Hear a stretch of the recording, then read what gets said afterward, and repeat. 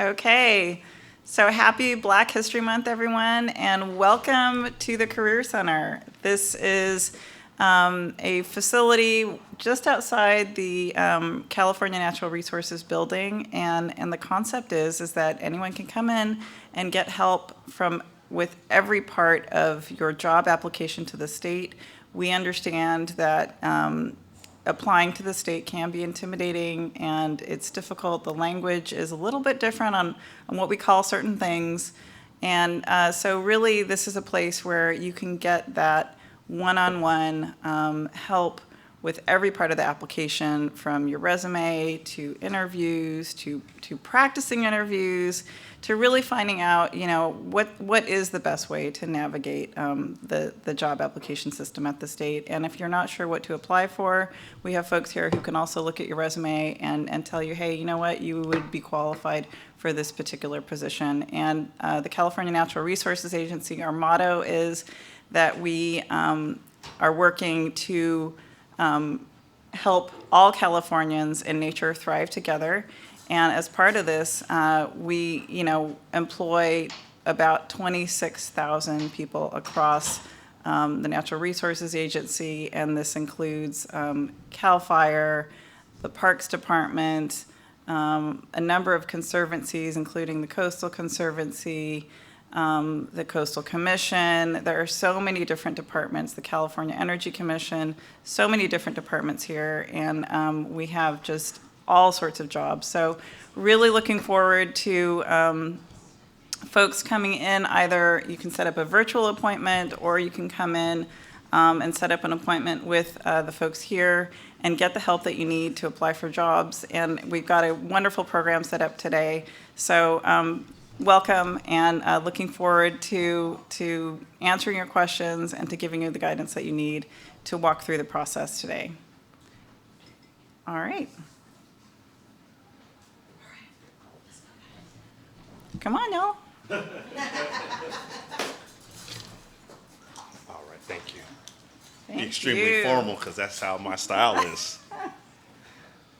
Yes. All right, want to start it off? Say.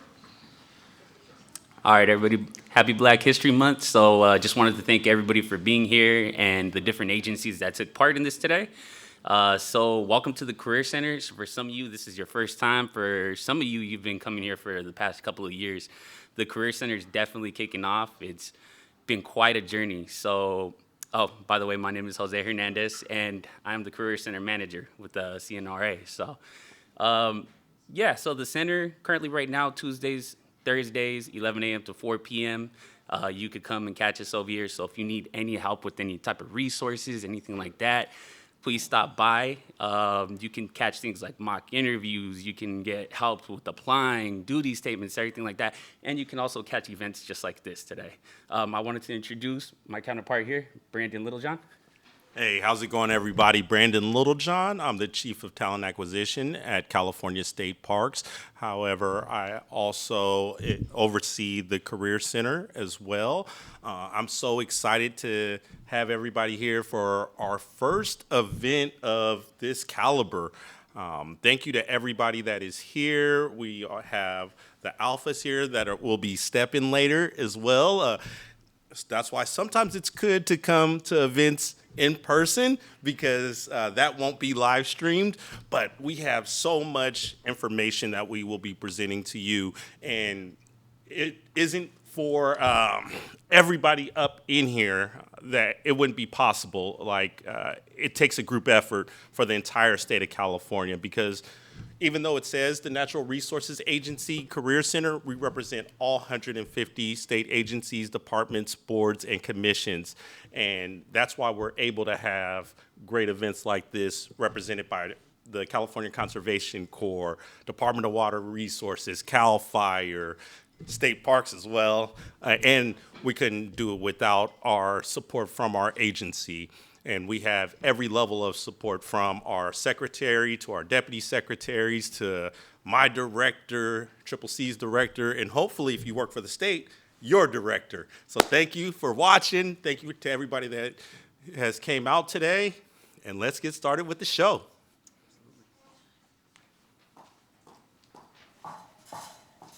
Thank you so much, Brandon and Jose. And also want to give a special shout out and thank you for the welcome comments to Nawaki Schwartz, our Deputy Secretary for Equity and Environmental Justice. Thank you so much for being here today, Nawaki. Good morning, everyone. My name is Andrea Riley. I have the pleasure this year of co-leading the committee that has been putting on these fantastic Black History Month events on behalf of California Natural Resources Agency. Today we wanted to do something a little bit different for you all as opposed to just doing like a career panel. And so we have these workshops that are going to talk to you today about how to level up, how to make your state application package pop. Okay, so I am super excited and grateful for the presenters that we have today. Our presenters are going to be from State Parks, from CAL FIRE, from the Delta Stewardship Council, and from another from State Parks Recruitment Office. So we are super excited. We hope you stay tuned with us today for all of our fantastic workshops. Each workshop, it will be about 15-20 minutes. So if you want to time those, our workshops are going to be 11:15, 11:40, 12:10, and 12:30. And I have the pleasure of introducing our first presenters. And our first presenters come to us from California State Parks Talent Acquisition Branch. And that is going to be Ms. Juanita Evans and Josiah Johnson.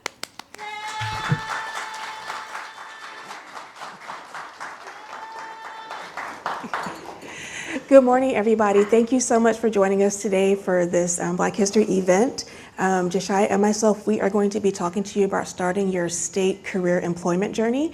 I'm going to start off by talking a little bit about state exams and Cal Careers, and then Josiah is going to come back in a little bit and give a little bit more detail about Cal Careers and about searching for jobs. Thank you, Josiah.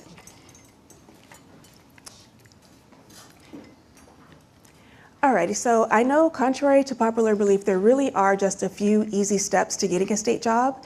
The first one is going to be setting up your Cal Careers account. The second one is going to be actually taking an exam. And the third one's going to be applying for a state job. Now, before I get into Cal Careers, which is where you're going to initially start, I wanted to give a little bit of general information about our exams. Sometimes those can seem a little scary to people, and so we want to demystify some of the things that kind of let you know some of the types of exams that you can apply for and also how we give these different types of exams. So there are open exams, which are for anyone who meets the minimum qualifications. We also have promotional exams. Those are for current state employees or for veterans who meet the minimum qualifications. And we also have LEAP exams. Now, LEAP stands for Limited Examination and Appointment Program, and that's an alternative way for individuals with disabilities to compete for civil service jobs as well. You can find out more about the LEAP program at the Department of Rehabilitation's website, which is www.dor.ca.gov. So in addition to the different types of exams, they're given multiple different ways. So we have online exams. Those are given 24/7. You have to submit your exam application. However, once you submit your exam application, our system is going to review your minimum qualifications immediately at that time. They're going to let you know if you passed or not, and then you'll be allowed to take the exam. Now, with these online exams, some of them are timed, some of them are not timed. Some of them are written, which include things like math, English, grammar, sorting. We have training and experience exams. Those ones are where you actually detail your knowledge, skills, and abilities for certain things, and then we will score those. And in addition to the online exams, we also have what we call application-based exams. So these are exams where you submit your application, and your MQs do not get verified right away. You actually have an analyst, such as Josiah, who's an exam analyst. They're going to review your application for those minimum qualifications, and then they're going to let you know if you meet and pass at a later date, and then you'll be able to take the exam. So we have exams where the system verifies your MQs you can take right away. We also have exams where an actual person's going to review your MQs and then send you the exam at a later date. So it's important to know what type of exam you're going to be taking when you want to apply for an exam. So in order to apply for an exam, you want to go to our Cal Careers website, and you want to click on the button that says Exam Assessment Search. Now, you can search for a specific exam or classification if you know exactly what you want to take. If you're not sure, you can do a keyword search and it will bring up multiple different types of exams in that category. So in this example, we just used education, and when we searched for it, there were 460 different exams with the state that have to do with education. So that lets you know there's a plethora of different jobs and exams for different types of industries. And we have an example up here. What I want to make note of is that the exam basis, that says open. That's going to let you know whether it's an open exam or a promotional exam. There's also two different versions of the same exam. You'll see one says LEAP on the bottom. So that would be for the people who are LEAP certified. They would take that exam. Everyone else will take the regular exam. There's also a final filing date. That's going to let you know if this exam is going to be continuously given throughout the year or if there's going to be a cutoff coming up soon. So once you find an exam that you want to apply for and you click view the exam posting, there are multiple things that you want to look for on that exam posting. The most important is going to be the minimum qualifications, or what we call MQs. That is what you need to determine if you actually meet those and if you can apply for the exam. Now, once you have determined that you meet the MQs, what you want to do is look at the application information, because it's going to tell you how to apply. And you also want to look at the exam information because it's going to tell you what type of exam it's going to be. So for this example, we are actually using one of our parks classifications. It's a park maintenance supervisor.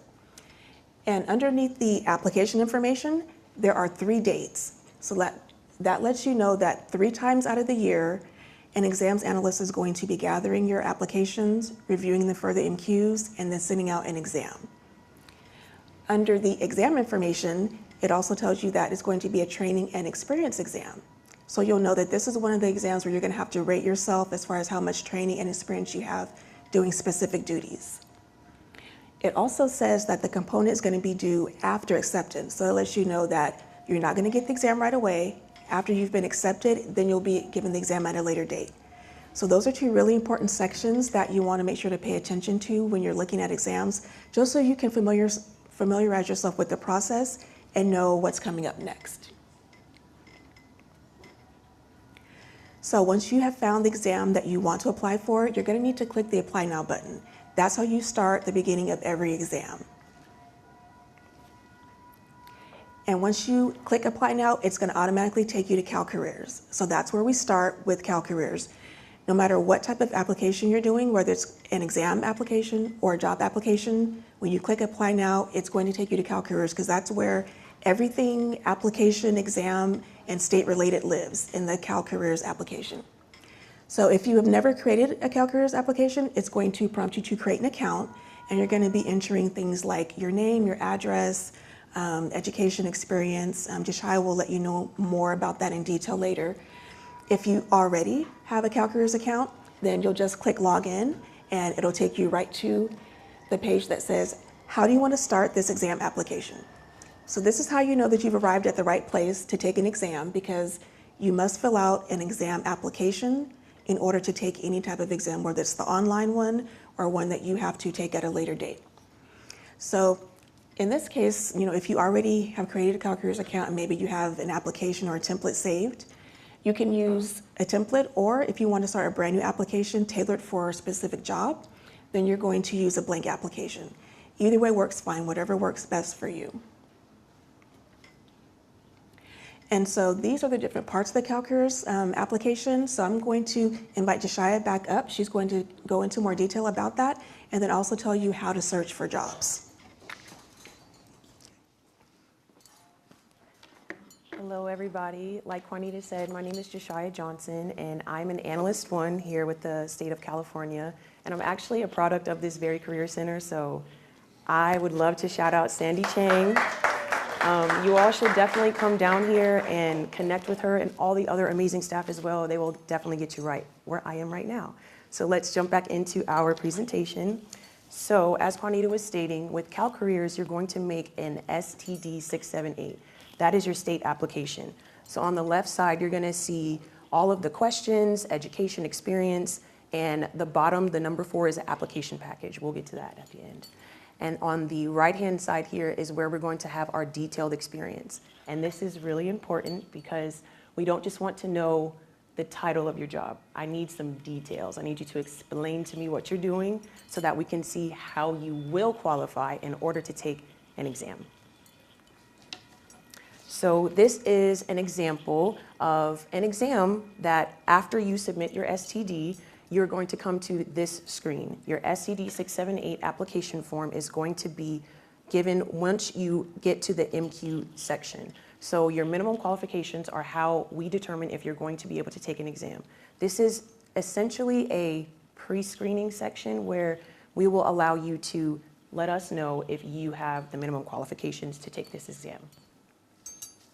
So here we have a sample exam bulletin, and I promise this has all the information you're going to need.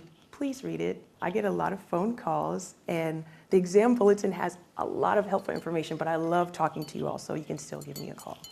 All of the exam bulletin information is going to tell you the type of exam, how it's administered, and then on the last screen, you're going to get the examination information. That's going to tell you whether it's an immediate exam or if you're going to take it at a later time. And we do advise that if you want to take it at a later time, that you pause for a moment and come back, because once you enter your exam, you will not be able to go back inside of it.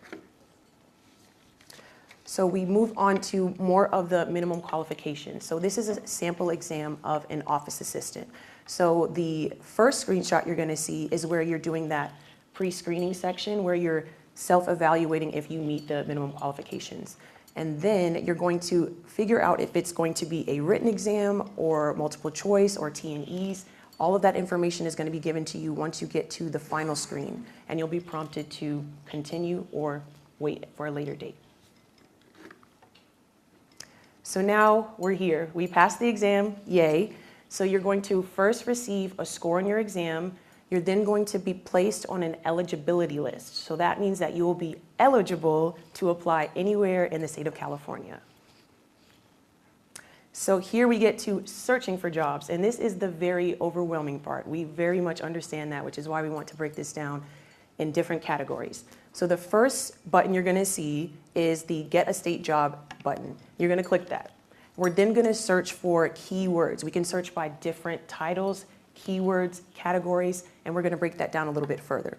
So here we have education. We decided to search for education. And on the next screen, you'll see that almost 406 positions came up just with education. So if you would like to narrow your search down a little bit more, then you could use the filters on the top screen on the right to narrow it down to location, mileage, anything that you would see fit. So we move on to industry search, and I find this one very interesting. So we decided to look into architecture, and 13 positions came up. And we could, again, filter them, or we could search for a different industry, whatever fits you best. And last but not least, we have a category search. So we can search for seasonal jobs, part-time jobs, or even jobs that don't require a degree. This way you can feel more that you can find a job that is fit for you, and it speaks to the inclusivity and diversity that I believe reflects our beautiful state of California.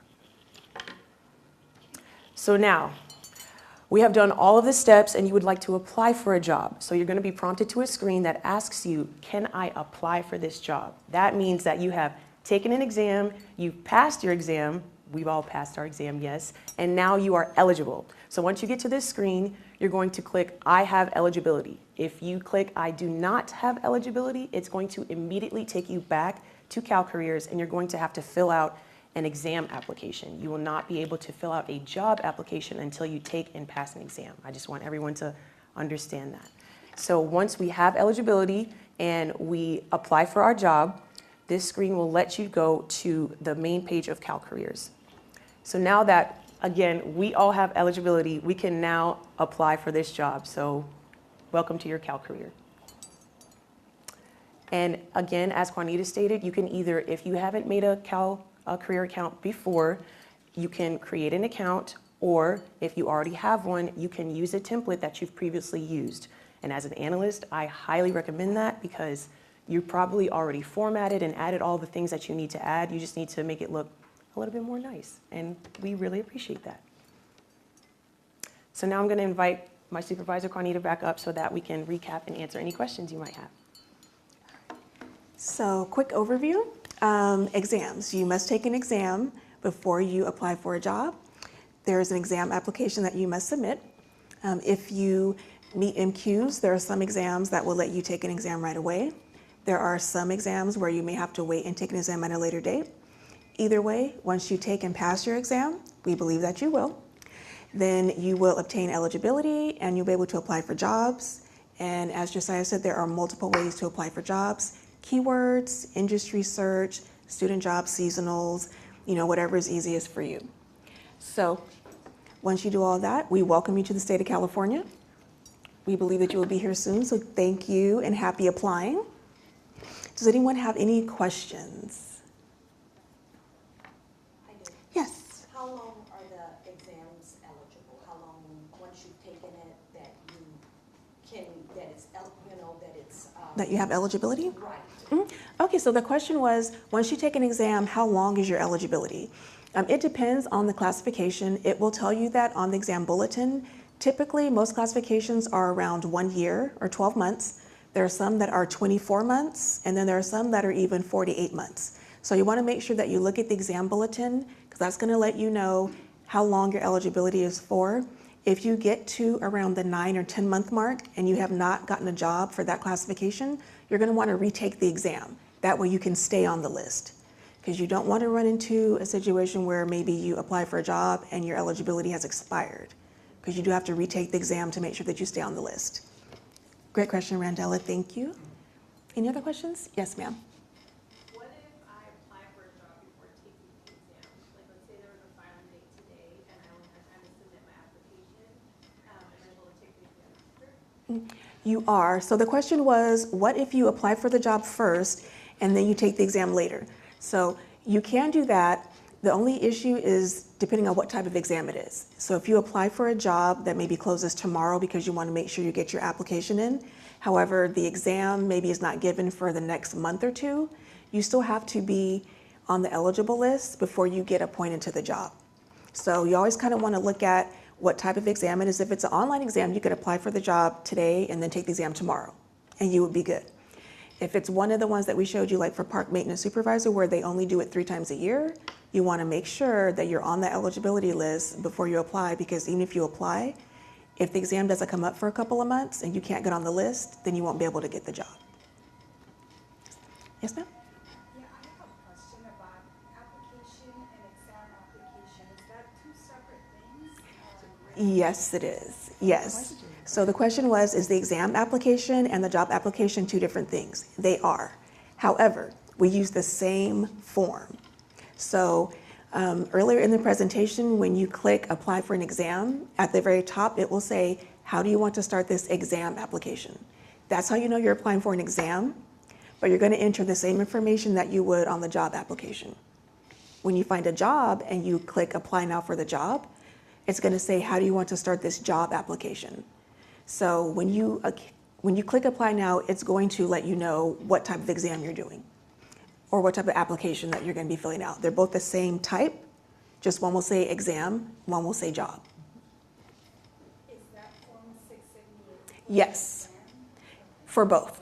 Yes, for both the exam and the job, it is Form 678. Got some more questions. Okay. Yes, sir. Yeah, I had a question. I'm new. So, one, is there a step-by-step for these processes that I can get?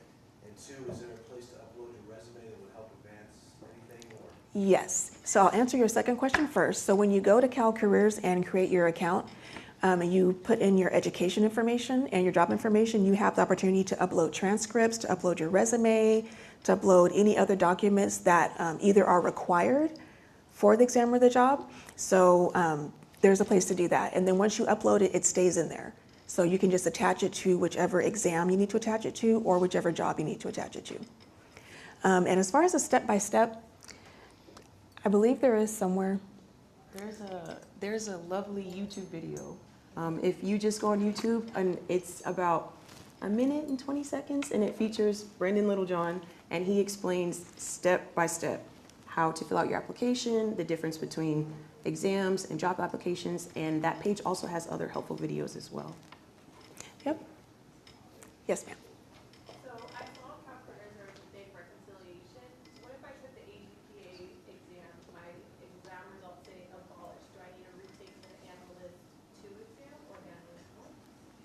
Yes, so the question was about a reconciliation that the state of California has done with certain classifications, one of those being the staff service analyst and the associate governmental program analyst.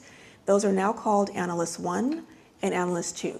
So if you were previously on one of those lists and you received a notice in your CalCareers account that that list is abolished, then you do need to retake either the Analyst 1 exam for staff service analyst or Analyst 2 for the associate governmental program analyst. And there's more information about that as far as pay ranges and salaries and all those things on the CalHR website. Question, if I take an exam and I do not like my score, can I just go in and take the exam over? Great question, Andrea. So the question was, if I take an exam and do not like my score, can I go in and take it again? The answer is no. Unfortunately, once you take an exam, that is your score until it is time to retake the test. Some exams offer a 6-month retake period. Some offer a 9-month retake period. There are very few that offer even a 30-day retake period just because there's multiple versions of the test. So if you do not score a passing score, you will not be added to the eligible list and you will have to wait until you retake it. I suggest if you are unhappy with the score or you're not sure why you didn't pass, that you reach out to an exams analyst or maybe someone in the Career Center so they can discuss with you the minimum qualifications about maybe why you didn't pass this time and what things you can do to see if you can pass again on the next go round. All right, well, thank you very much. Thank you.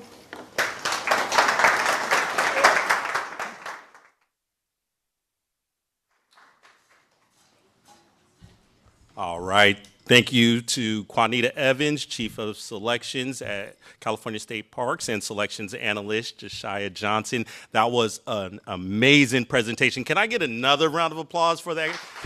Man. And on another note, this has to be the most stylish event I've ever been to. No, wait till you see everybody on camera. I'm like, whoa, okay. They brought out their Sunday's best. All right. Josiah made a great point during her presentation when she discussed that she was a product of the Career Center. And we have several people here that are also products of the Career Center, especially shout out to Sandy Chang. Yes, yes. Yeah, she is one of the faces of the Career Center, one of the first people hired from visiting the Career Center. And so, man, we just have a lot of amazing success stories. I'm back here with Deputy Secretary Nowaki Schwartz to discuss some upcoming plans we have for the Career Center. Yeah, so we're going to continue building up the Career Center. This was actually started as a staff suggested venture, and it sort of started off as a bit of a startup, but we are continuing to build infrastructure, and we're bringing more partners in. We have now Caltrans here, Department of Rehabilitation, GovOps. We're really looking forward to expanding that in 2026. And planning other events, hopefully, potentially opening more days, having more events like this, we hope, as capacity allows. And eventually, we are hoping that, people can make appointments with, specific HR staff. And we're going to continue to see what we can do to, just really make sure that we're reaching people where they need the help the most. But Brandon, thank you so much, and really looking forward to the rest of the presentations today. Absolutely. And we're running early on schedule. This is a great panel right here. Usually they're running on time. Oh, I'm sorry, making all kind of excuses while they're late. But these are some professional people. Speaking of professionals, coming up next to the stage is one of the most stylish analysts I've ever seen, man. This guy, Damien, I said, man, what do you do, man? He was like, I just got hired at CAL FIRE. And he's going to talk about the next steps to make a statement. And boy, when you see his outfit, he's definitely making a statement. So Damien Tsar, can you please come up from CAL FIRE?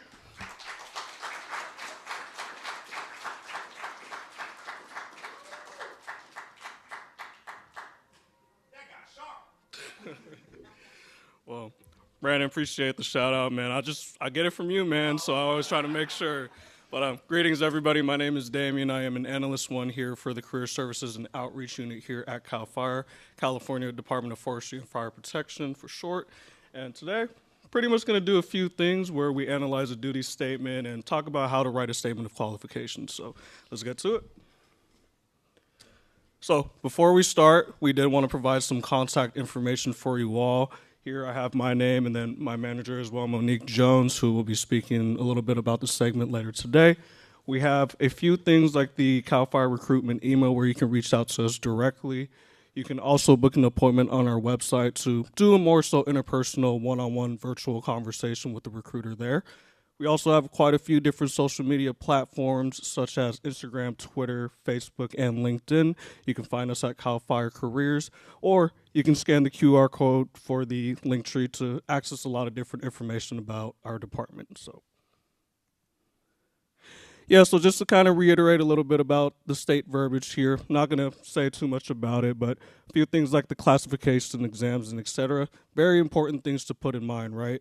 The ones that I really want to deep dive more into would be the Statement of Qualifications, or the SOQ for short, because a lot of the times a lot of people kind of see that and get a little confused. Maybe it's like a resume, maybe it's a cover letter. It's similar to that, but also a lot different than you expect. So just to kind of deep dive, what is an SOQ? An SOQ, I want you to see it in this kind of perspective. It's kind of sort of like an essay, right? Where you're talking about your knowledge, your abilities, and your skill sets that you've gained from your previous employers, your professional experiences, and then matching those skill sets to the desired qualifications based on the job posting itself. Ideally, it's kind of sort of like a font where you have to write it maybe your Arial, 12 points, New Roman, that type of like thing, maybe 2 paragraphs, which will be on every job posting that you see on the CalCareers website. Now, what is a narrative job discussion? Think of it as your story. This is more so you about your storytelling about what you've gone through personally and professionally. You're matching the things that you've done before, where you're putting it and kind of showing what your skill set was to match the qualifications with the actual job advertised on the actual website. In a sense, being proud of what accomplishments that you've done. Now, where do I find it? Pretty straightforward. One thing that I definitely want to make sure you do is you follow the whole letter for the actual job posting itself. You definitely want to make sure you read every single little detail, because right in this section right here, you can see the statement of qualifications where it kind of explains what you need to do for the job itself. Now, again, is the SOQ the same as a cover letter? Short answer, no, it's not. But one thing about the SOQ is that you do need to have certain documents for certain job postings, right? So things like the the college transcript, the license, things like that for additional documentation to kind of showcase more about what you've been through, whether you went through an education standpoint or through a corporate standpoint. Now, what's the secret? The secret is the message. Think of it in this perspective. You are the author, and you're the person that is creating your narrative for the audience, which is the job employers, right? Where you're talking about your purpose. You're not necessarily reiterating your resume or your cover letter. It's a separate entity towards that. This diagram right here shows kind of like what I'm talking about. Because at the end of the day, when you reach all these 3 aspects, you create that message where you're showing that powerful story that you have. That being said, I'd like to introduce Monique Jones to continue off with the rest of the presentation. Thank you.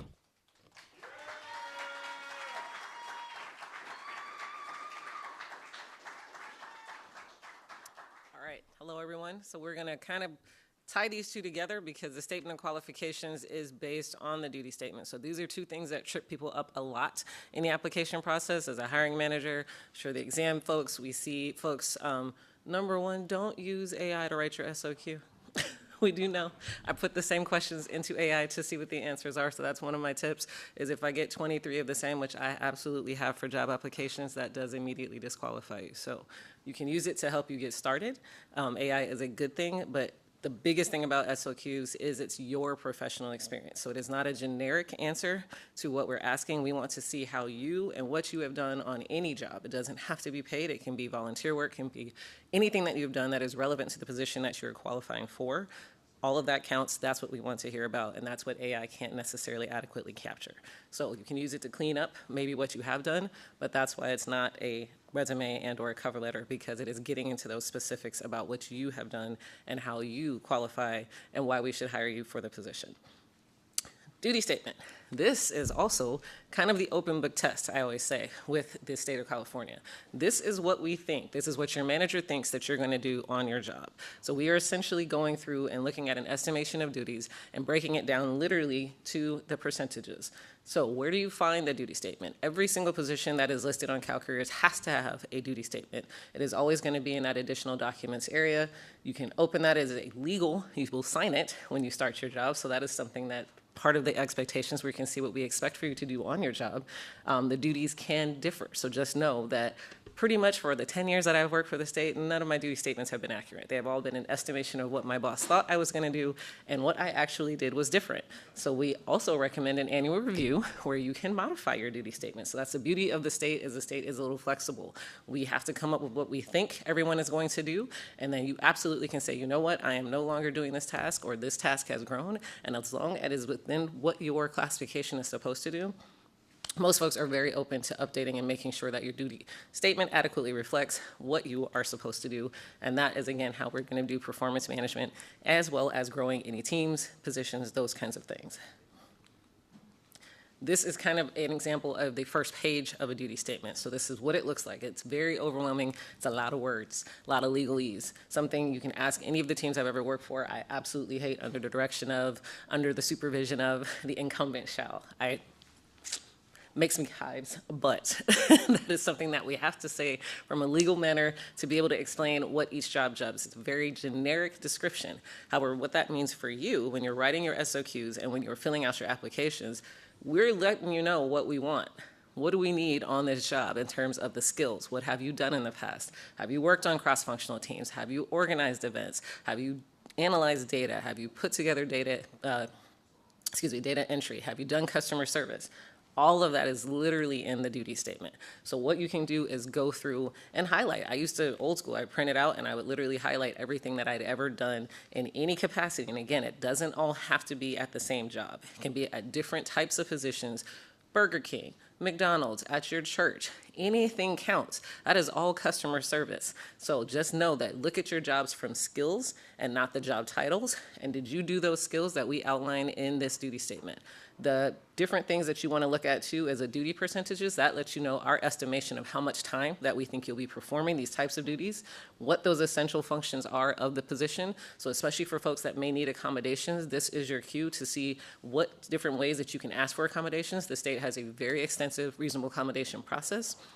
Absolutely open to doing those accommodations, but this allows you to understand, is it something that requires me to sit at a desk? Is it something that requires me to be out in the field? Is it something that requires me to be in office or not in office? Requires me to look at a computer, to have a bright light in my face? Whatever that may be, if that's something that you can't do, then you can absolutely ask for that proactively so that when you go in, you can understand the different types of accommodations that you can ask for that specific position, for that specific department. Next word are those keywords and phrases, so look for those action words, look for those phrases. I always say this is kind of the precursor to AI. You can literally kind of say if it says to successfully garner cross-functional teams, that is literally something that you could put in your SOQ. I successfully garnered cross-functional teams. That just means across two different areas of a different part. So again, this is your open book test. This is what's giving you what we want to see in your SOQs, the way that you can help to mold how your SOQs are written and even how your 678 is written to communicate your experience based on what we've already given you in the duty statement. So step one, download and review that duty statement. You can look at it on your phone, on your tablet, on your computer. It can be extra old school and print it out. Look to see if there are SOQs in the job control. I'm not going to say we hide them at the bottom because most people don't scroll all the way down in the job control, but we might hide them at the bottom because most people don't scroll all the way down in the job control. So always scroll to the very bottom to see where they are. There is a space for the statement of qualifications. However, it is not always in there depending on how much other things are in a job control. So you want to make sure that you're going to see if there's SOQs. If there is, Normally, they will come with fonts and page limits, which I will show you in the next slide. Set a separate page. I usually just cut and paste the pages into a Word document. Whatever font, margins, anything they ask for, put it right there in the Word document that you're going on. That is your live document that you're going to be doing, because you're going to also be pulling all of the words and keywords out of that SOQ, the duty statement, excuse me. Take notes on those tasks. So that's what I was talking about in terms of going through and highlighting the things that you've done in the past, making sure that they apply to what you have so that you can automatically, it doesn't have to look pretty now, right? You're just filling it in to give yourself an outline to go back and fill in later. Desirable qualifications, that's another thing that we love to post in job posts. You may or may not always see that. So again, as you're scrolling through, look at the different sections in a job control. Desirable qualifications are what we cannot say in a class specification. So each one of our jobs has a specific knowledge, skills, and abilities, so that's KSAs, and duties that this job can have. So my job as a supervisor too, very generic managerial position. However, it could be for budget, it can be in HR like I am now, it could be in communications, all these different spaces. So the general skills that can do this job are one thing, but they may also want that person to have separate experience in those specific areas, and that would be those desirable qualifications. So again, this is your rider to that open book test, that is your duty statement to see, okay, are there any more of those things that I've actually done? And again, to give you some of the verbiage that some of those hiring managers may be looking for when they're going through your SOQ. Someone asked a question about resumes earlier. Just to reiterate, there are people looking at your applications.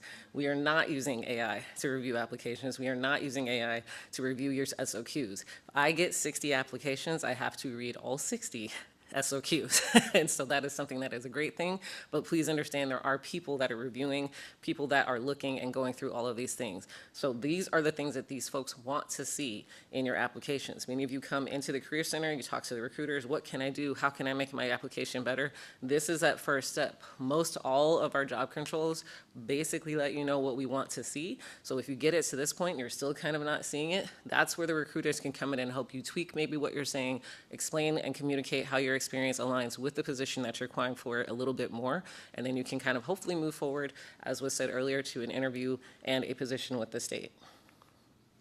Step 2, taking all your notes together. So you've looked at the job posting, you have looked at the duty statement. Please go look at our websites.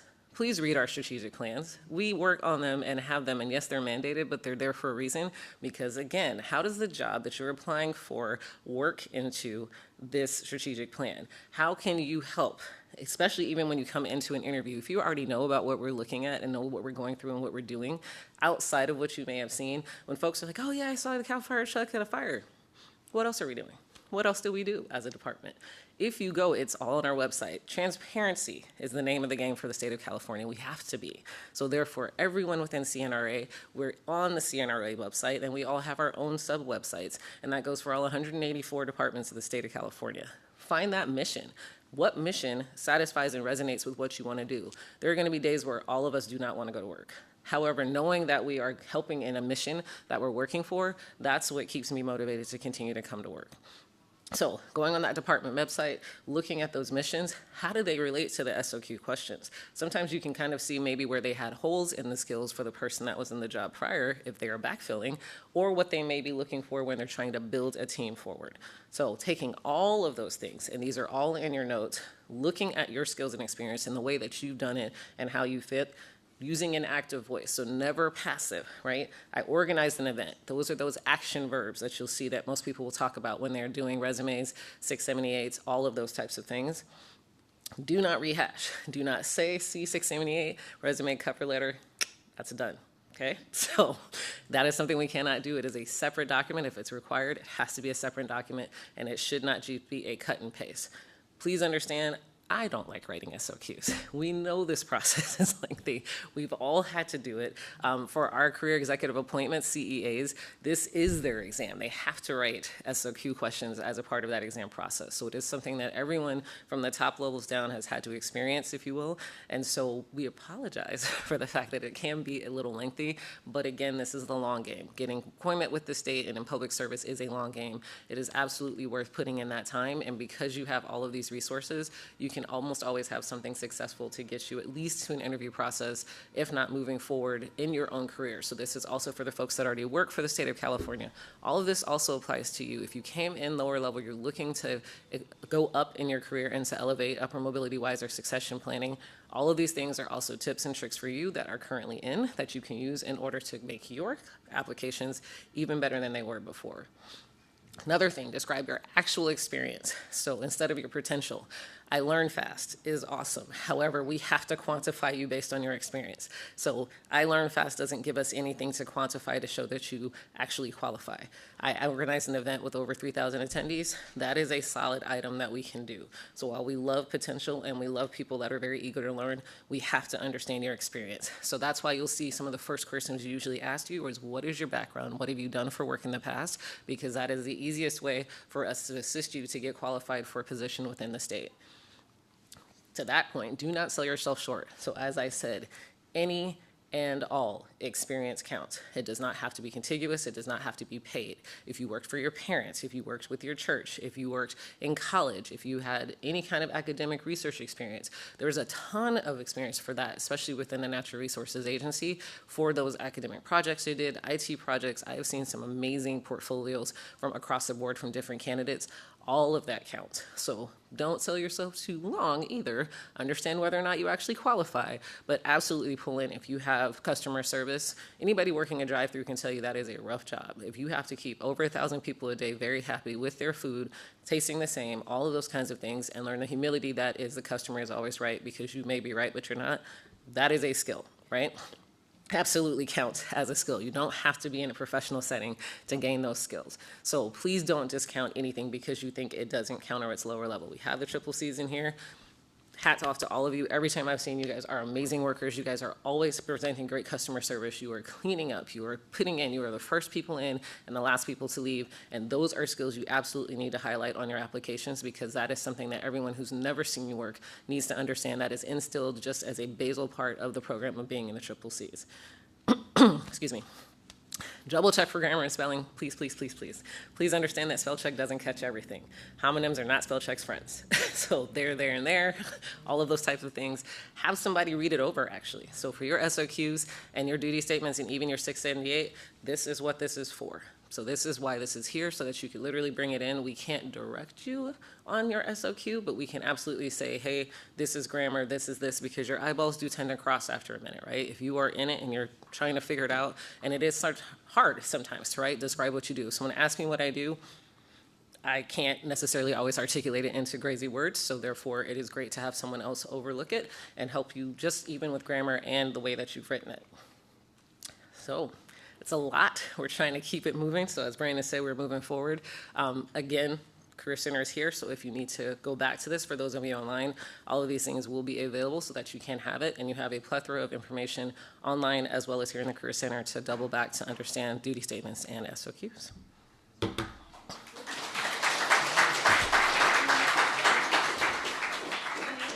Oh, sorry, questions. Yeah, I guess, yeah. Sorry, go ahead. Yes, so the question is, great question, what does tailor your application and tailor your SOQ? So one of the great things about CalCareers is you can actually have 3 job templates. So essentially, if you have different jobs that you're applying to, you can have one job template. So let's just say you're applying to an analyst one, which is kind of our generic, replace the SSA position that was in the past, staff services analyst. So you may have one that is tailored towards human resources. So you are pulling out words that are some of the things you may have done with applications, with recruitment, perhaps with processing a transaction as far as paychecks or different things like that. And all of the ways that you were describing your experience are very focused towards human resources. And then maybe you have another one that you're actually looking at for IT. So then you would, instead of highlighting the different things that you may have done in human resources, so whereas you may have done data entry for a recruitment program, you would talk about building said recruitment program for IT, and we're putting in the back data entry for it to allow it to work for human resources to get forward. And then maybe you have that third one that is just very generic. So use your templates that you have to have that already ready to go, because again, this is a lift in order to get all the information in there. But once you have those templates, when you get the contact letters, you can actually apply on your phone, and it's so much easier than having that done. So just kind of, again, looking at what are the skills, what did you see in the duty statement? If there's a job description, what did you see? And then how I can focus my different templates for the different types of jobs that I'm going for. Thank you. Any other questions? Yes? How long are most SOQs? I mean, generally for a cover letter, we're taught, 1 or 2 pages. How long should an SOQ be? Great question. So the question is, how long are the average SOQs? And the answer is they can vary. So that's why it's very important for you to read to see if there is a limit. Personally, I have a limit of 2 pages and 4 to 5 questions. I have absolutely seen where they have 2 pages and 7 questions for a CEA, which was kind of rough to expect folks to get something concisely written. So pay attention to see if there's a limit. Some folks want to see just in general if you can follow directions, if you use a certain font, a specific margin, and or a page limit. If you don't have a page limit, it is at your discretion. I would say something that I actually tell my daughter all the time is read something out loud. If it starts to sound a little wordy, then you may want to pull it back and make sure it's concise. I think a good rule of thumb is probably 2 to 2.5 pages, depending on the types of questions you have to answer. So if your answers are very technical, if the questions are very technical and you do have to do a lot more explanation, then you can probably go a little bit longer. But for the most part, I'd say 2 pages is a good time, because again, one person does have to read all of those different, so you don't want to be that person that's waxing poetic at 10 and 11 pages when you could have answered it in 2. Yes, sir. I have a question, Monique. Yes, As Brandon. one of the founders of the Career Center, can you let us know how it all came to fruition? Yes, so this Career Center was my suggestion. So, yes. Thank you. Yes, this is my baby. This was something because in recruitment with the state, what I realized is that qualifying applicants was so much easier in person. So I give this example. I worked for CalCitra, what is now CalCitra, and my first job was to get over 300 custodians, butts and seats in 6 months, which pretty rough 10 years ago when we barely had online applications. So that was actually when CalCareers was launched, was roughly 10 years ago. And what I realized was someone said I clean bathrooms. And that normally would disqualify them because it doesn't describe how they clean a bathroom. But if I meet someone in public and they say I clean bathrooms, and I say, can you describe how you clean the bathroom? And they're like, oh, I change the toilet paper, I change the paper towels, I do the toilet seat covers, et cetera, et cetera. And I just asked them to write that in their 678. And now we have a qualified candidate where we didn't before. So that is kind of where this idea started, is if we have the ability to talk to people and to kind of coach them through that. And when they can say, hey, I've hit a wall and I'm applying for these exams, or I don't understand final filing dates, what do I do? Specifically, we have law enforcement positions that are completely different application process than our regular positions. How did that work as well? We have seasonal positions. A lot of our departments have seasonals that will assist you. We have student assistants, so many different types of things. So to be able to provide that clarity, again, that is why we are here. We love doing things like this so you can have that, and then you can come back and get this kind of one-on-one type of direct here. We have an area for kids because we all understand that you may sometimes need to bring both your older and younger kids with you, as well as laptops on site so we can work. So it came together as a labor of love. Definitely lots of folks in this room that made it happen that I see, where we all kind of had the same goal, which is to assist applicants, both future and current, so current meaning current state employees, with being able to get the application process understood, as well as having the absolute best 678 SOQs, all of those things for the application process for the next step in everybody's careers. Yes?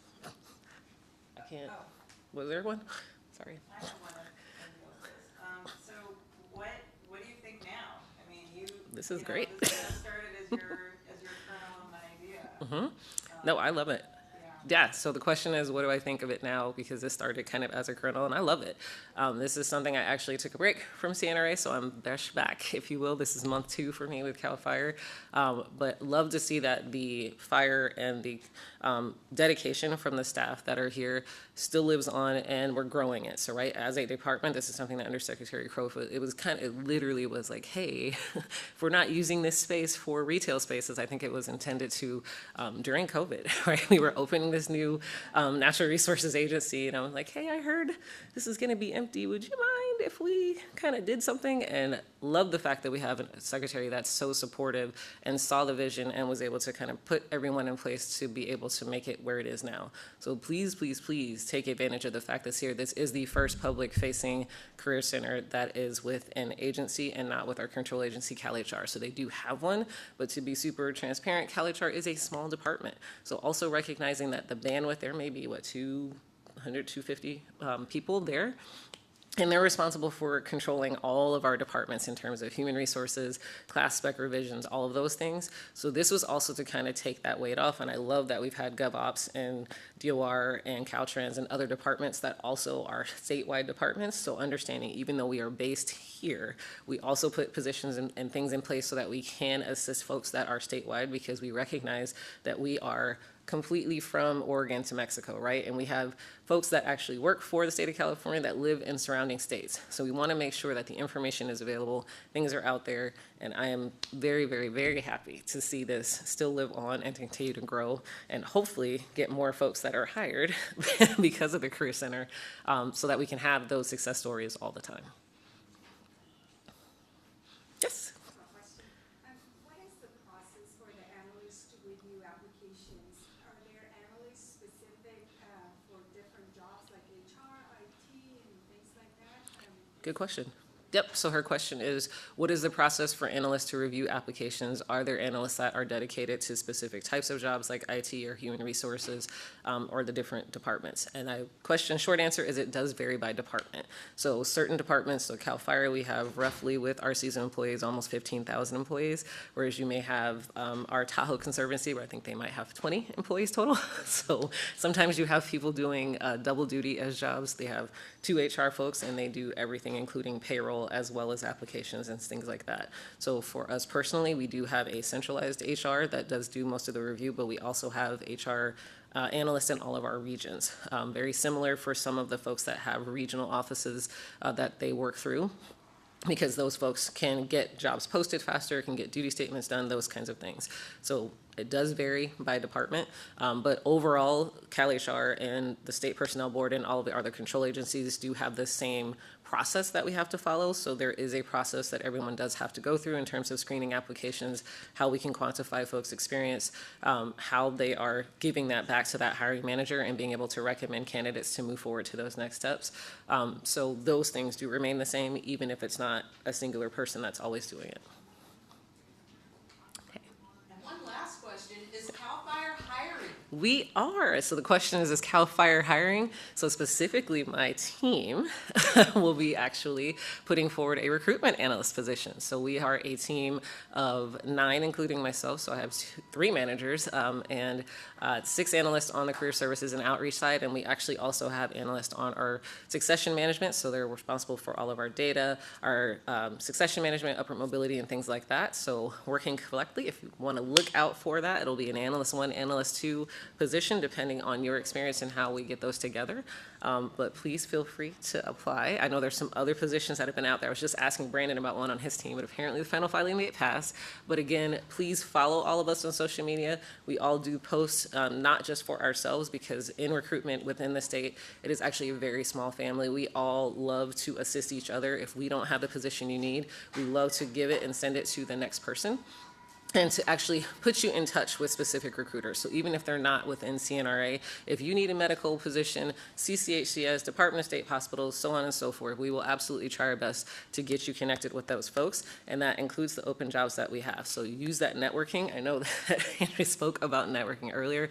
Huge, huge, huge, huge. Cannot stress enough to network, get to know all of us. Again, the reason this came about is because I wasn't afraid to ask a question of someone that was far above my head, but absolutely very personable. So please do feel free to meet all of us and talk to all of us while we're here. You have some absolute legends in terms of the experience and knowledge that you may need to apply and to move up within the state. Thank you, Monique. Thanks, everyone.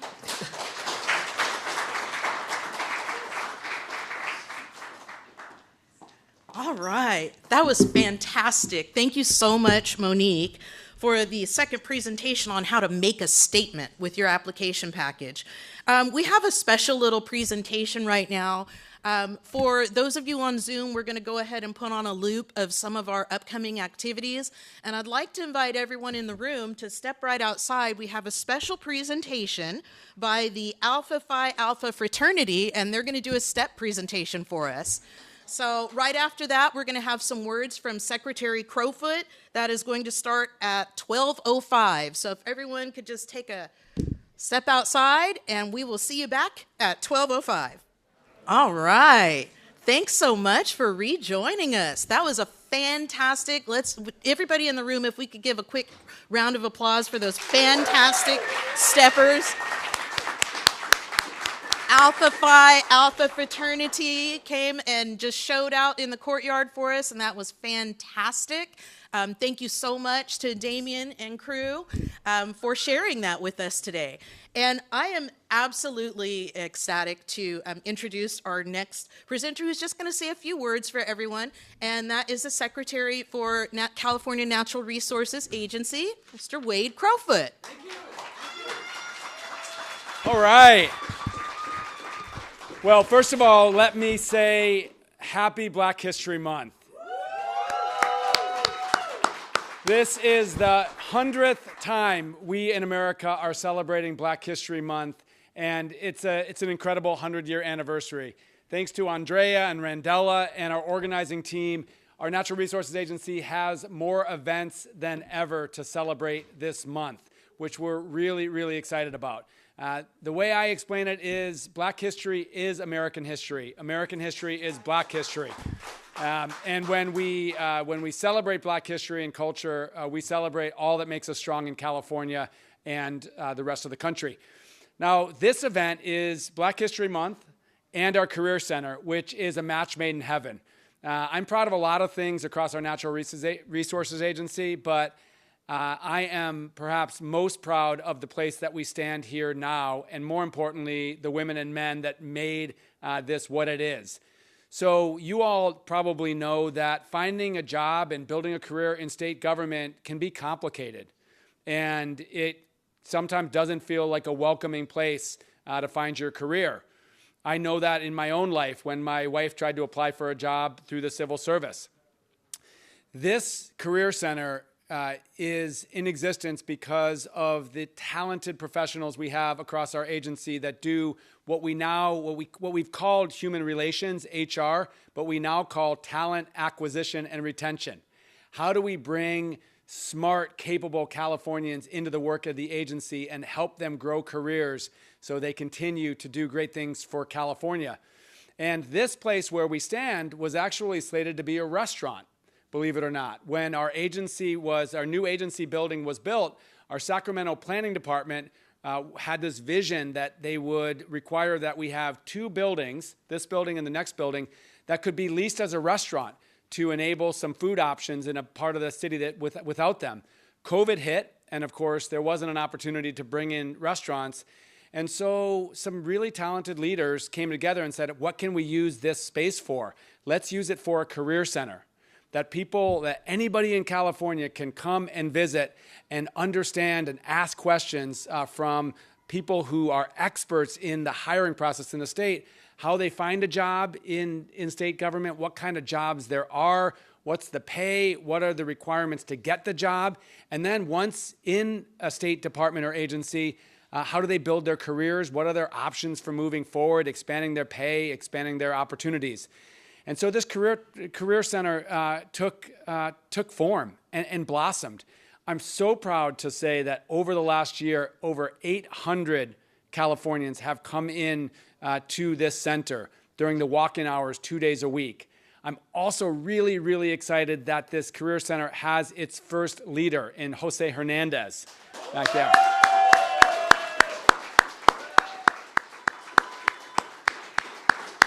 Jose, a product of the California Conservation Corps, demonstrating through his own career just the tremendous opportunities we have. And now the Career Center is poised for growth. And I'm really excited to share that we're the first of Career Center of its kind in all of state government. The idea that we're breaking down barriers, we're helping people get into jobs in state government and build their careers. And others have taken notice. And so now other departments and other agencies are joining our Career Center. So it's growing beyond the Natural Resources Agency Career Center to like a whole of government Career Center. So why is this important? And this really connects to Black History Month. Our focus, our need, as we've faced some big problems and big environmental challenges across California, is to attract the most talented people in California to this work. And if we're being honest, historically, all sorts of barriers had existed to working in state government, including your race and ethnicity historically, your background, who you know, where you come from. And as a result, we haven't been able to access or recruit from the full pool of talent that is California. And so this Career Center is breaking down barriers. You don't have to have a family member that worked in state government. You don't have to know somebody that's worked in state government. You don't have to be part of a network or go to a university that knows somebody in state government like it used to be in the past. What you have to have is talent and ambition. And this Career Center is about linking talented, ambitious people with opportunities. And that's happening every day, day in and day out. And our goal is to build a workforce that truly reflects California and all of our incredible and beautiful diversity. And that's what our folks at the Career Center are doing. So the idea of holding a Black History Month celebration at the Career Center is a brilliant stroke of genius. Rendella and Andrea, I'm going to give you guys credit for this. I can honestly say I think that was the first step show that has ever been performed on our agency campus. And this is what it's about. It's about bringing joy and creativity to the work because it's a blessing to be able to work on behalf of California and improve lives. And we want to expand that opportunity for all Californians. So here's to our progress to date and much more of it to come. Thank you very much.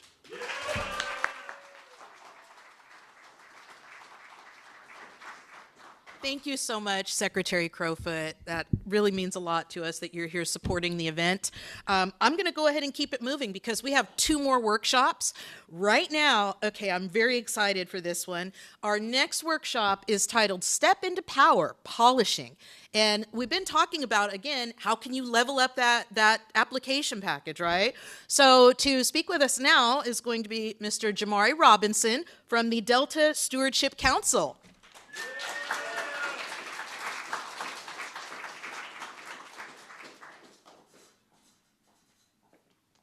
After seeing the alphas do their work, I feel like you guys set me up with this Step into Power title. So it's cold in here. That's all I'll say. If you know, you know.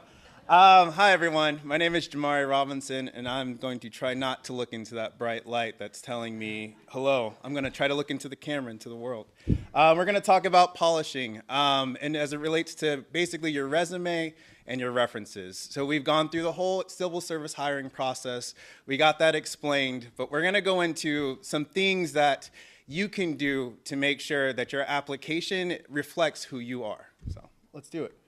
But let's go into my employment journey first. It's all about me in the beginning. Who am I and how did I get here? So I've been with the state for 12 years. And in that 12 years, I have a variety of work experience in investigations, in recruitment, and in equity consulting. I'm currently the Justice, Equity, Diversity, and Inclusion Officer for the Delta Stewardship Council, a title I do not take lightly in this time and a title that I'm grateful for to have at the civil service position, right? I do have an employment journey. I would like to call it my BS journey. That is my before state journey, where I worked at a variety of nonprofits, private sector companies, and of course, the wonderful Mama C's. Shout out to C's Candies, so wonderful employer. And in my employment journey, I really think that it was at the civil service level where I learned how to I guess we say this a lot, and this has been said earlier, but how your passion can become your work product. And I think that is really so interesting that of all the employers that I've had, working for a mission, working for the people of California has brought me the greatest professional and personal joy. So when I think about my resume story specifically, I want to just share, where possible, really invest into resume support. So right now we've talked about the public services of the Career Center. This amazing place that was a kernel, was a thought, was a concept that is now a fully functioning building with multiple restrooms, air conditioning, lockers, and a dedicated staff. And when we think about that, we think about you have the opportunity here as a member of the public to come in and get resume support. That you don't have to focus on, oh, how do I say this? How do I phrase this? How do I get into the secret club of civil service? You have people that are dedicated to work with you and invest in you. With my resume personally, I did not have the Career Center. And even though I said that I was in the civil service for 12 years, I know I'm standing amongst people who've been here for either like 1 year, 2 years, 3 months, but also decades. I was a part of the civil service process where you had paper applications, right? So this is where you actually print it out. Oh, someone said, oh, wow. They're like surprised, but that was the norm, where you would have to be responsible for your own postage when you applied to the civil service. And my resume story relating to that was I sent in hundreds of applications not knowing what was the secret sauce. I didn't know people who directly worked in civil service, but I heard that, oh, you get benefits and, you know, I was going to talk about the DMV, but I don't think I'll do that publicly. There's certain agencies that have certain reputations, but it was like a process of, oh, if I can get in, then I'll be taken care of and I'll be able to take care of my family. So I was applying, sending in these hundreds of, but not knowing why was I not getting called back. It wasn't only until that I invested $100 into resume support. Can someone teach me, train me, help me understand this process? And I spent my money that I did not have, you know, thinking like, okay, $100 for someone who is not employed or employed at a job where you're making $7 or $8 an hour back then. I say back then as, oh my goodness, gracious. Back then, where did that go? But that $100 is a result of a $90,000 investment. And when you think about your total compensation with the state, that's well over $100,000. So where you can invest in yourself, whether it's free, whether it's paying for it, whether it's joining together in crowd surfing all the resources, and now we've mentioned it briefly, we have AI capabilities, but also make sure you do the human investigation with that AI capabilities, invest in your resume, right? And that's the real question. Are you investing not just your finances, are you investing time and energy into this resume? Or are you just saying, well, I'm going to put these things together, I hope it sticks, and then you toss it into the ether? Well, the same person who's going to receive that resume is going to do the same thing to yours. They're going to toss yours into the ether. It's like, oh, I can see the investment level in this. It's not much, right? So that's a little bit about me and my story. This section is really, you wrote what? Like, you know, when you think about this, we said earlier that your applications are reviewed by human beings, meaning that these are intelligent, intentional people whose job statement, we talked about the duty statements, their whole goal is legally connected to what they're doing, which is sitting there and reading your application. If they read something in your application and it's like, what is this? It's going to be, what is this? Why did you write this? The recommendation that we really do in the hiring world is moving your language in your resume from supportive language to implementing language. Oh, I planned a career fair. Okay, that sounds okay, right? I designed, I implemented, I supported, I strategized a multifunctional, statewide impacting career fair during a Heritage Month. Whoa, okay, that shows and tells who you are and what you're about. So your resume should show really your action, your impact, and your results. Keep it real simple. What did you do? What happened? Who was impacted by it? Think about that when you think about your resume design. When we think about resume language example, I did one on the fly because I was standing in this beautiful, wonderfully well-lit, well-bathroom place, and I was thinking about, you know, how could we actually give credit to what the people here have done? But let's look at some examples. Weak, and I'll explain why I've evaluated these as weak.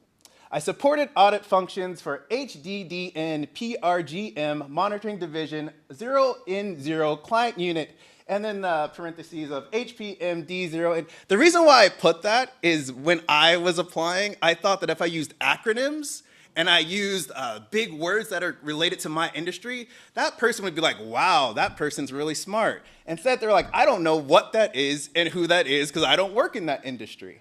That's why it's evaluated as weak, as well as the supportive language. We have okay. I performed audits and did training. Now, if that person, that human on the other side, has done training and has performed audits, they'll be able to say, I can give you like a check. You know, you said the language, you said some words, that makes sense to me. But strong. I exceeded county audit performance benchmarks by 20% within the first 12 months and implemented training to both managers, refreshers, and new staff biannually. It's a sentence that says so much and expounds and allows these people to see you as who you are and what you actually do. Cannot stress that more. When you think about your resume language, think about what you're saying because it represents who you are. We have headshots today, so shout out to everyone who was working at headshots. Shout out to everyone who came and got their headshots. The main connection to that for this is that if you imagine your resume, imagine it as it's like your written picture of yourself. You don't want to have teeth in your mouth. You don't want to be not looking at the camera. You don't want to be squinting. So you want to make sure that your image is strong. And that's what the reflection of the impact that your words have on your resume. Also a tip is match the job. So when we talked about earlier, tailoring your application, thinking about how does your resume actually match the job that you're applying for? Does it reflect the desirable qualifications, right? Does it reflect you reading the duty statement and the job posting? Or is it like, hey, I've used this for 20 jobs, whether it's doing highly technical work or it's doing like, when I say highly technical work, I mean like maybe it's sales optimization or sales, or it's, well, I'll just use my public experience. Whether it's working at KFC or See's Candy or trying to get a state job, it's all the same. Not tailoring, not specifying. People don't know what exactly I do that's related to that specific job I'm applying for. And I don't know either because I'm just submitting a generic resume, right? So make sure you reflect, your resume reflects your duty statement, your job posting, and it shows those measurable outcomes, that 20%, that biannual training, that even when I think about my time in the Seas and working for people, and working to help people, make sure their resumes were popping so they could get like park aid positions. Like, can you tell me what you did on the grade? Can you tell me what you did for those 10 days that relates to like measurable outcomes? And not just like, oh yeah, I just went out there, we camped and we hiked and we did brush removal. It's like, no, we did 100 feet, we did 200 feet. We were able to make sure that those trails were now, they went from being like unwalkable, unmovable, non-resourceable to now they're actually fully functioning trails. Like showcase, because that is what you did. Like you literally spent time and energy and money and effort to have a work product. Please reflect it on your resume. References equal your reputation. Your references testify to your work. And I was like, oh, should I say testify? I'm like, oh, I gotta say testify, we're in this suit. Testify to your work. So realize that yes, titles matter, meaning that, oh, I want to make sure that this manager, the senior level manager, I can ask them to be my reference. Yes, that is important, and people will see that when they call for your references, and they'll evaluate that based upon the title, right? So choose people who can clearly speak about your impact that do have a title of interest or a senior level position title. However, the relationships in your work product matter more. So when you are actually asking for references, think about people who can directly speak to what you've done, how you've done it, and can be able to make sure that when they're communicating on the other end of that phone or on the other end of the spreadsheet or maybe the other end of the email, exactly what you've done, and they know that they can talk about it. I feel like that. Reference 101. You keep list of resume A-listers, meaning that like, even right now, you should have a list of people that you can contact and call on to represent you well. That is going to be your A-listers, whether that's your prior supervisors, whether that's your current partners and project managers, whether it's people from 10 years ago. Just keep that list current and also keep their contact information current. You don't want to, oh, I finally got this job opportunity. They're asking me for stuff, but I don't even know if they work there anymore. I haven't heard from them and so. Well, I said 7 years back in my statement of application, but I don't know if that company's real. So keep it it current, keep the contact information current, and make sure these are your A-list, your strongest in terms of representing what you did and how you did it, right? That's really it. Oh, also cannot move forward without saying this. Give your references a heads up. If you are listing someone as a reference and you don't tell them, hey, I am asking you to be my reference, they will get a call. They will be surprised by that call. And then they have to be on the fly of like, oh, yeah, I've worked with that person. Or, oh, yeah, I manage that person. They're great. They're wonderful. Or, oh, what am I getting this for? Who are you for? Are you a scammer? Am I even going to pick up this phone call? Do not let your references down like that. Really be intentional and let them know, hey, I'm relying on you. Is it okay if I utilize you? Is it okay? What is the right contact number for them to call you? Like, inform these people. I think it's very important. From personal experience, it's very important. Don't let people be surprised. The real issues, I wanted to add this piece just in case when we talk about references, people like, what if my manager hates me? Or what if the person that is in control of my position or is an authority role that can talk about my work, I consider them an enemy or there's some tension there. What do you do with that, right? So I would say there's always alternatives. Use your project managers. Use your partners, use your peers. Think about people that you have either taught you, instructed, can, like I said earlier, testify about your work experience and utilize those people, right? So maybe, and I'm still thinking about the C's, if there is, think about your conservation soup, or think about your C2, or think about your navigator. In traditional classifications, if there is a staff service manager 2 peer, or if there is another manager that you work with, consider utilizing them. Those are people that can honestly reflect and share about what you've done, right? Also, protect yourself. If there's a concern of like, well, if I start looking outwards, there might be some pressure against me, just document your work product, and always be able to have an account of, well, this person said they worked on this, but I'm their manager. They didn't work on this. You have the proof and the verification with the work product. So keep records of the work that you do. Also, keep your energy positive, meaning that if you are in a situation where you're trying to get out and you want to be free, but you feel like, oh my gosh, my manager is holding me back or something holding me back, remember your community, remember to take care of yourself, remember to focus and prioritize on your escape and not on the drama of your work environment. And I know that's easier said than done, so if it is not easy, then please contact me and I can be a part of that community. And a part of even the Career Center is a part of like a community care for you to go to the next level that you want to go, to get out of your current situation. So really consider all the resources that you have at your fingertips, foot tips, exposure, thank you. Disposal. All right, so just started. So what if you've just started in terms of your position? So you're already here and it's like, wait, do I need to look at references and all that stuff right now? Well, think about where you want to be. So if you are in probation, where do you want to go? When you think about yourself 3 months, 6 months into probation, what do you want to have accomplished at your job? What are the things that you want to say like, well, I was able to go from here and being a learner to being a trainer or to being a leader? Like, think about that if you're just starting in your position. It's like, hey, Jamari, like, I'm not even looking right now. Well, hopefully you will be. And if you are going to be, you're going to be training your mind on what's next. So that's what I thought. Like, what do you want to have on your resume, and how can you leverage that desire right now by asking for different responsibilities, by getting cross trainings, by working in different areas? Those are things that you can be thinking of in the future of what's next. And also, who will be able to speak on your work? Those are things that you can start thinking of now as you prepare for your future. Who are the future references that you can rely upon? Who can testify about you after you get done with your probation? That's a major consideration. So, my final thoughts, right? If you did not get anything, just know this, that your resume is your marketing document, right? Your references are, before your reputation. To invest in accordingly, whether that's in the free resources or actually in paying for resources. Knowing that we all start somewhere and you do have support. Like the fact that we're doing this right now, right here, for the public, you have support, right? You are supported.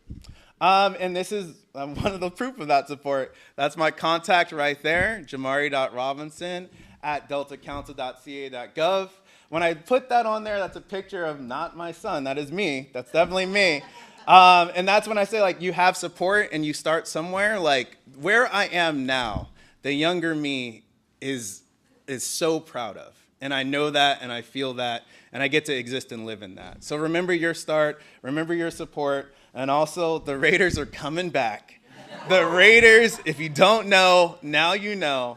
Yeah, the council hates me every time I say that. But we're working on that. We're working on that.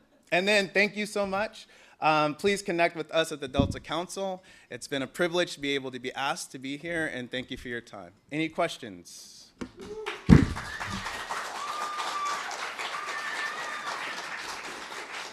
I'm receiving all that energy as Raiders energy, so thank you. Thank you. You're like, no.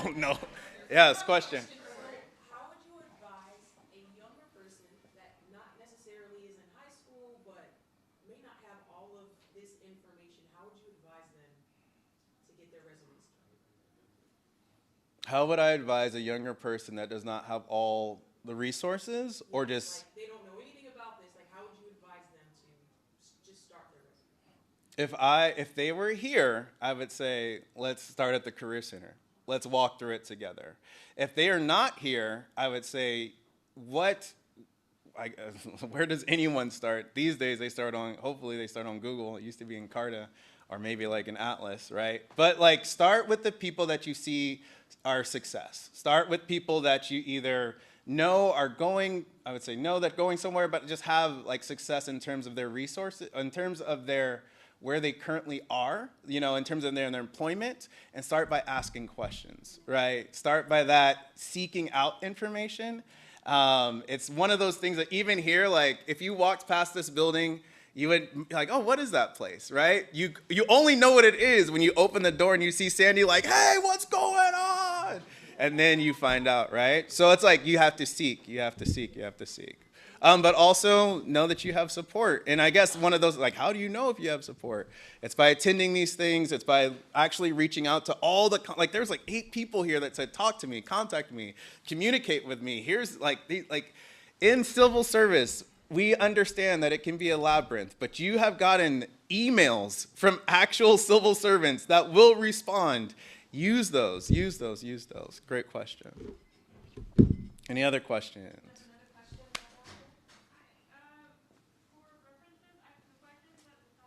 Yeah.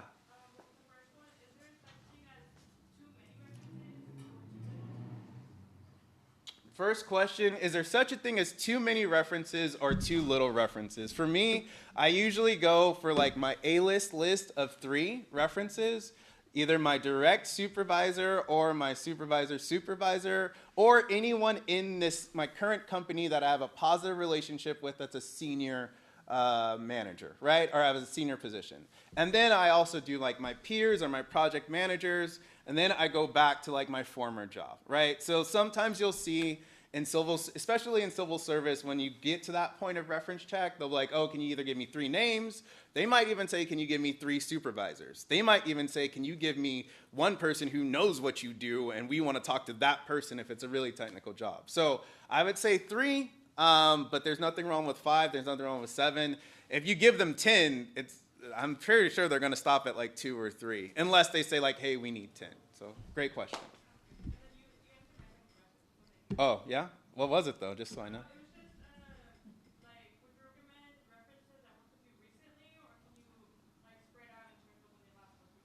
Yeah, I would say always go recently. People who can speak to what you're currently doing, or they have a sphere. That's why it's like check with them, talk to them, communicate with them. But also it doesn't hurt if you have because some people may have like 1 employer for 10 years or 20 years, or they might have because of something that's not even related to them, 10 employers in those 10 years, right? So it does help just to have that list, but that's why you continue to check and reach out to them and keep them apprised, or give them a heads up, like, hey, is it still okay for me to use your name? Yeah, thank you. Great question. We good? Awesome. Oh.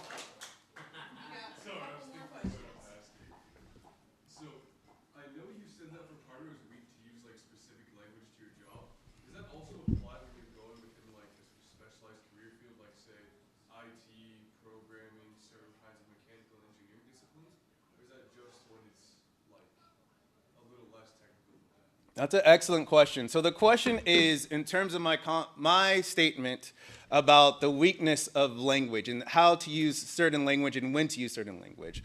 If we're going to my commentary on support, what I meant when I was describing that is that I have seen people that are project managers, implementers, designers, organizers use words like "I support." Like they are downgrading themselves with their language. So I don't think that a specific, like you are technically saying like, I literally do support, and this is the support like IT support or whatever it is that you're doing. I feel like you're just being specific and you're being actually within the realm of clear language. But if you were downgrading yourself and saying like, well, I don't really know, I kind of assisted, I was there sort of kind of maybe, that's what I mean by weak language. So, yeah.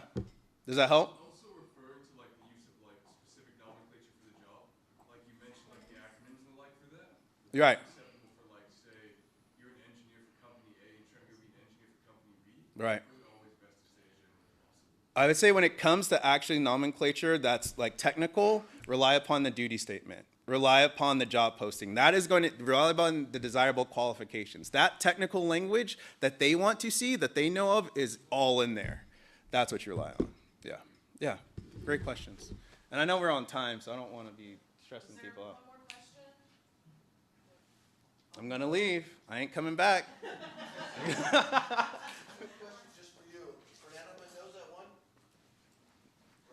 Decline to state. Decline to state. Thank you, sir. Thank you so much, Jamari. That was fantastic.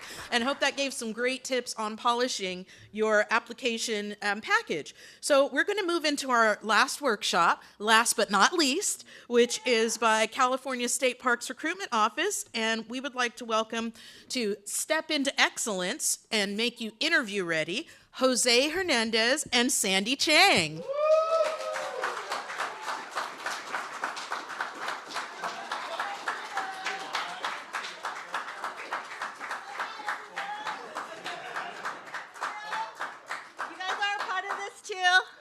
Thank you. All right, everyone. Obviously, we're hopping in as a duo here because we've been working together for quite a while. Actually, we've been working together for, over a year now in the Career Center. I just wanted to say more than a few things here. I definitely appreciate all the faces I see in here today, not just the faces, but all the different departments, agencies, everybody that took part in this. This is awesome. Even I myself, like Jamar, that was awesome because I myself, I was a high school dropout, just wasn't always kind of knew how to navigate systems, everything like that, but I inevitably kind of became a product of different career centers, different programs, things like that. So stuff like this is huge for me. So I love these types of resources. Shout out to the RISE program over at Sacramento City College. If it wasn't for them, I don't know what I would be doing these days. But I digress. So we'll go ahead and hop into this real quick. So I think we're missing one slide here at the beginning. Nope. Well, not a problem. Okay. All right. So kind of continuing on forward. So basically, okay, you get that phone call, right? That's what we're all kind of waiting for, right? We all want to get the phone call for an interview. Like, what do we do after that, right? Some people, they've never done an interview before. Contrary to popular thought, I'm terrible at interviews. When I had first started, it was something that I've always struggled with. Even right now, you're going to hear me every once in a while. Those are things that, I try to work on from time to time, right? So what's going to be your first step? Obviously, we're here. We're in the actual Career Center itself. I would hope that you would give us a phone call, right? Drop by, check us out. Shameless plug-in today, 715 P Street, Sacramento, California, 95814. Drop in to see Sandy Chang, Poppy Lorna, Pavilion! Poppy Pavilion! Yeah, so definitely that would probably be my first step, hopping in to see one of us. However, for those people who don't have this resource readily available, we know that we all have busy lives, things like that.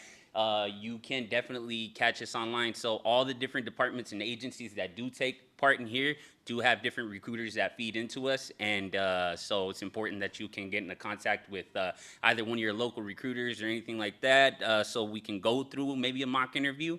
But if possible, definitely come in because we can assist you best here. I'd like to jump in and say that I was not crushing my interviews. I got like so many with the state, and I was able to come into the Career Center and get some really helpful resources. Shout out to Ava, the Triple C's. Thank you so much. It's because of her and like her coaching that really helped me excel, and he was a part of my interview panel. I was. No, so I mean, those are all big things. Like we said, the Career Center really does help out. I've taken part in both being the interviewee and actually being able to take part in panels. So that's like assisted me so much, so tremendously in able to help out people when they do come into the centers. Like I said, drop by, make sure we could get you prepped out. We could set some time and we'll do a mock interview. If we have the time, we might even be able to give you a panel interview. So definitely that would be my first step. But right here, we do have a few quick things, just on how to prepare. It's very important that you break it down into three different things. Before the interview, your prep. During the interview, there's also a few things that you're going to want to keep in mind. And then after the interview can be just as important as the actual interview itself. You want to go ahead and cover the first part? Yes. So before the interview, okay. If you come into the Career Center and find me and then you get an interview, I'm going to tell you to come in and ask for the people who wrote you that email for the interview. And I'm going to ask you to email them and ask if you can bring in notes, because I think that it's a really important thing to highlight, and sometimes they will say no. But anyways, to ensure that you have all the details, please read the duty statement and please make sure that you're ready. And dress to impress. Thank you. No, definitely that dress to impress part. I think we've seen a lot of that here today, so it's been real cool to see that. But you definitely want to follow that. Also, when we're talking about the preparation the day before, you want to actually, and I know this doesn't seem like a big deal, kind of scope out the area that you're going to be at. Do not wait till 15 minutes before your interview to go, where am I going to park? What am I going to do? Where do I have to check in? Things like that. Find that stuff out the day before. Please, please, please. Multiple times we see people popping in 5-10 minutes late, at interviews, things like that. Does not look good, So try your best to kind of scope out the area before you come in. The things that you do bring into your interview are just as important as well. Every time I'm coming into an interview, I'm trying to make sure that I'm bringing certain documentation. So I always bring the copy of the references just in case. I do bring a copy of my SOQ to review, because you never know if they're going to refer back to that. The duty statement, have that duty statement with you. Not only that, highlight the areas that you think you want to talk about the most, just so you can have that ready to go. In those 5 to 10 minutes before you're going into the interview, take that time to read through. Also, make sure that you're not cramming everything into the last morning, because that's just going to make you nervous. You're not going to be prepared, and it can also hurt you. So just kind of keep that in mind. You got some other tips for them? Yeah, come to the Career Center. We'll help you out. No, most definitely. Things for after the interview as well. So when you're done with the interview, make sure that you're asking questions. Make sure they're substantive questions as well. Not only that, after you completely wrap up the interview, you go home. A lot of times I will send a thank you to the people that did interview me. It's just a good case in point, and it kind of keeps your name kind of in their memory right there. Want to continue on? Yes, we're going to continue on. Yay. All right. So right here, what you see is the STAR method. So this is something that a lot of entities from the state do utilize. So STAR stands for situation, task, action, result. Situation itself. So that's where you're kind of setting the stage for everything, right? So you're going to want to talk about you're setting up the situation, okay, so what was being asked of you? Think about the question, basically, and then from there, set the stage. Okay, where is this happening? So if you're going to talk about an example from an old job somewhere, you're going to want to talk about, like for myself, I did work at the DMV in the past. I'm going to talk about, okay, while I was working at the DMV for this particular unit, and then that's when you're kind of diving in. Then from there, you're going to jump into the task at hand. Okay, so what's your task? So what's the goals that you're trying to get here? So let's just say the question that you're being asked right here is, you're dealing with the customer and the customer's very angry. How do you approach that situation? Okay, so you're setting up the situation where you worked at. You're talking about that. Now you're going to talk about the task at hand. Okay, you know you have to de-escalate the situation, right? So that's going to be the task you're working for. From there, there's action. Action, this is where you're going to want to bring in all those good action verbs, everything like that, right? You're going to talk about what steps you took to de-escalate the situation. And you want to be vivid. Keep that in mind. A lot of times people think about what the interviewer wants to hear, and that's what they're going to regurgitate. Don't do that. Be personable. Okay, think about an action, like stuff that actually happened before. Pull from actual things that happened to you in the past. Then the last one right here is actually just result. So result is literally kind of the culmination of everything. So what occurred, what happened, and then you can talk about that. You want to talk at the end, okay, I was able to de-escalate the situation. They were happy, I was able to help them out and talk about that. Then for kudos points also, you want to talk about if anything actually came from it. So that's kind of like a bonus. Where your boss is happy. Did some type of policy come from anything that happened and occurred during that time in that situation right there? You want to talk about that. So basically you want to go full circle on your answers. You don't ever want to just forget and to answer one piece of that, because that could definitely hurt you. You are kind of graded almost on a grading scale when you're going through the mock interviews, through the actual interviews itself, so just kind of keep that in mind. What I'd like to add is that with interviews, I always think that it's a good idea. I'm sorry, I'm blanking out right now, but excuse me. So for mock interviews, I always think that it's a great idea to like take a moment and then when you finish answering your question to say or to ask whether or not you've like covered all the bullet points, because as Jose mentioned, you are graded on a scale, and then the three or however many people are on the panel are going to be kind of marking off the grades or the scores. What I also like to say is that sometimes with the state, it's okay that the people who are on your panel aren't looking at you, because that happened to me a lot and I didn't really understand why, but they're taking notes. So they're taking notes about everything that you're saying. Other than that, yeah, I think that's all that I have to add. No, so just like we were saying, basically these are the main points to take away. Make sure you're preparing. Like I said, prepare. Take your time in preparing. If you know you have a week, take that week to prepare, okay? If you have a day or two, same thing. Take that time to prepare. Bounce it off of other people. If you have other people and let's just say you do not have the Career Center as a resource, call friends, family members, anybody that might be able to help you out. If you don't have anybody there, Amir, I know we don't want to do that, but you know what? I don't like looking at myself in the mirror ever. But if I have to, I'm going to go ahead and do that. So keep that in mind. Make sure you guys are referring back to the duty statement. Just like we were talking about earlier, the duty statement is probably the biggest and most important piece of information you're going to have. That's why I said take your time to go through it, because remember, that's where you're going to pull all the resources, all the keywords, everything that you're going to utilize from there. Making sure that you have complete eye contact and that you're actually speaking very confidently. That's a huge thing, and that's something that we can definitely help people out at the center. That's why I always tell people, when's your interview?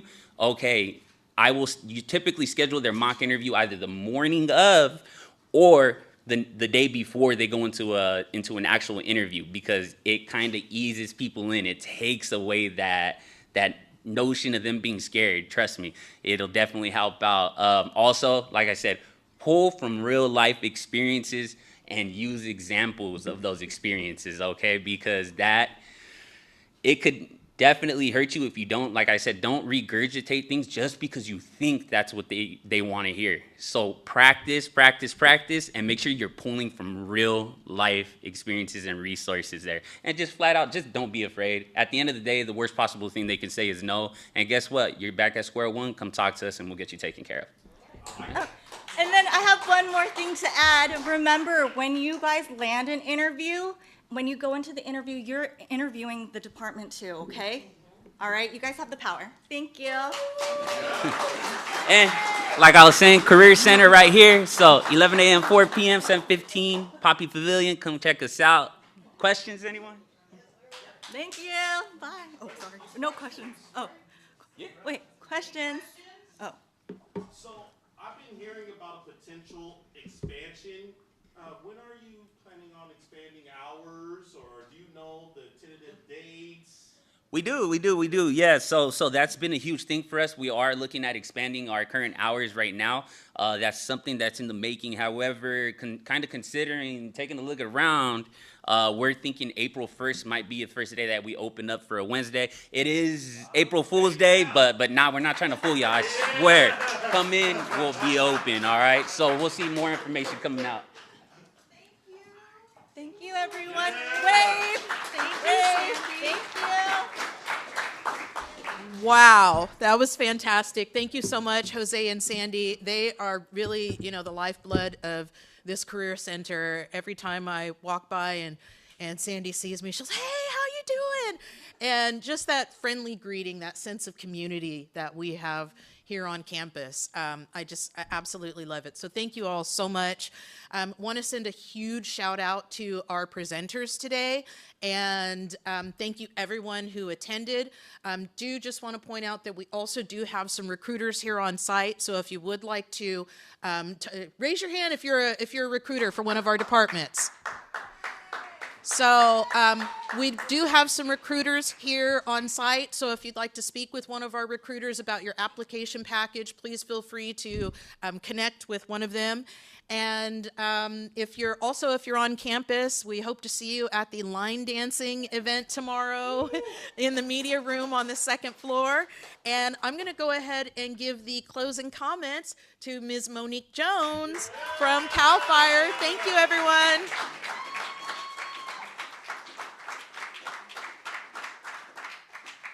So first, I want to say, please give yourselves a hand. You guys showed up. So let's please thank you for coming. Thank you for making this event. Everybody that joined us online, thank you for logging in and being with us this entire time. Can I also get a shout out for our planning committee? So we have some dedicated folks that have done some awesome things to make this happen, to connect you both online and everybody here in person. As Secretary Crowfoot said earlier, and one of the things I actually really love about the Natural Resources Agency is it very much supports all of our cultural celebrations. The people that are here can see the different signs that are made on the wall for all of the diverse. As he mentioned, he's very, very, very invested in making sure that the diversity that is California is celebrated. So there are other events that are happening. Please make sure that you go to those events if you can, or at least try to sync in. Also, sync with one of our recruiters, myself, one of our teams, all the folks that are here. As everyone mentioned, there are absolute legends here. Please network. Thank you for coming. I hope you guys learned a lot. We understand it's kind of like drinking out of a fire hose, no pun intended, because I work for CAL FIRE, but it is a lot. So that is why this was created. Thank you for helping to fill my heart. This absolutely is why I do this. This is why I suggested it. Having people actually take advantage and to connect and to see it for themselves. You guys just absolutely made my whole week, my month, my everything. So thank you. We appreciate you. I appreciate everyone here and hope to see you employed with the state. So thank you.